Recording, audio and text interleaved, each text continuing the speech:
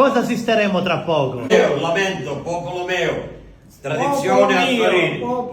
Popolo mio, come ci volete mettere, che si canta ora il venerdì Ed è un canto santo. tradizionale che si canta durante la Quaresima e parla della vita di Gesù Ora Cristo comincia- o la settimana santa, però cantata al lamento. Magari quando poi andate c'è lui che avrà il foglio delle parole che diciamo delle frasi che Il dice. testo, allora non vediamo l'ora di ascoltarvi, quindi Vabbè, prego.